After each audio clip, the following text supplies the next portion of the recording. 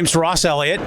I am one of the founders and act as president and chief strategy officer of a company called TrueCommerce.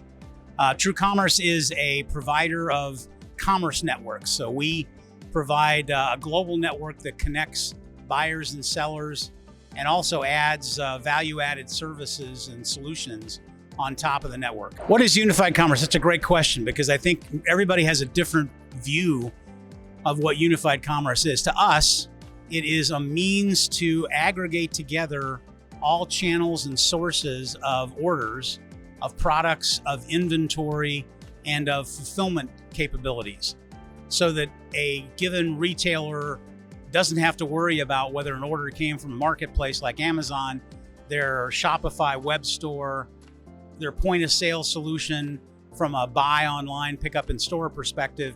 They simply know that there's a hub that information flows into from all sources that they can then fulfill out of. So the advantages of unified commerce, I think, are many. You would start probably with that capability of having a single viewing point for all orders regardless of channel. So instead of having to go to Seller Central to see my orders on Amazon, to go to Shopify to see my orders from Shopify, to go to my ERP system to see my orders on the ERP or my point of sale, I have one place to go view all of that. And then tagging on to that, I've got all of the things I can then do with an order from an advantage. I can allocate inventory against that order. I can return that order. I can ship that order. I can package or cartonize that order. I can print compliance labels for that order. So it's all of the things that go into the successful meeting the customer's promise when they ordered the product initially to make sure that they expediently get the product in the timeline that they're looking for. The major components of unified commerce from, I think, our perspective are number one, a network. You have to have a way of integrating the different channels that orders or product information may flow through. And then secondarily, once I've got an integration network or a channel ability to connect to those channels, I want to be able to manage product information so that I have consistent look and feel of the products that I sell, categorization, all the attributes that I can publish or syndicate out to the different channels. The third piece would be some type of customer management so that as I add customers, whether I'm selling B2C or B2B, I can maintain information about that customer in terms of their buying habits, their shipping habits, seasonality of orders, those types of things. The next piece would be actually the order itself. I want to be able to manage that order when it comes in, validate when it arrives that it is a valid product at a price point that makes sense. Inventory management would be the next piece, because obviously if I'm selling through multiple channels, I need to be able to know what I've got, where I've got the inventory to either offer to a customer or fulfill an order that I've already offered. Doing business in every direction is our tagline. And I think we've talked a little bit about unified commerce and having multiple channels of order sources.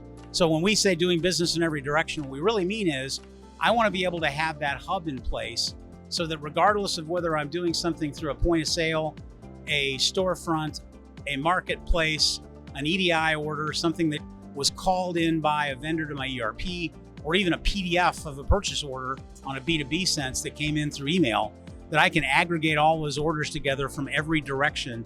And then I can have a unified method of fulfilling those orders to make sure that I meet all of the customer promises that I made across the different sales channels. So new technologies, I think, are having an effect on unified commerce and will have more of an effect over the course of the next 5 years. I mean, we're seeing things like machine learning become something that we see in unified commerce.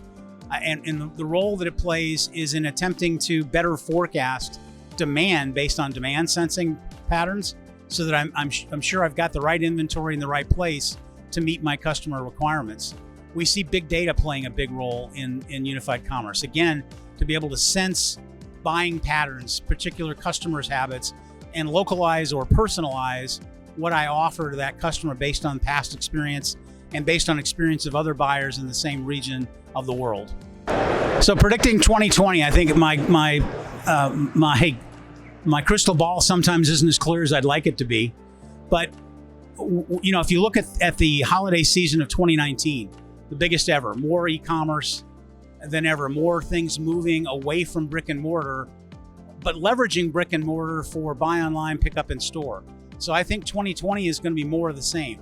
I think we'll see a broader selection of products. If we're successful, we'll see more sellers being able to offer their products across a broader array of channels, and we'll see more use of the actual brick and mortar stores as almost mini warehouses where people can buy things online and pick them up locally or have them delivered locally to meet their demand. Consolidation in the unified commerce space is a great question. I do think that we are seeing some of that beginning to happen. There's a lot of people that have invested a lot of money to get a product into the market, but are unfortunately not at scale. And so when they're not at scale, they don't necessarily make the money that they need to make from a profitability perspective to be sustainable. So I think 2020 is going to be one of the years where we start to see players come together to form a more formidable solution in the marketplace by joining forces.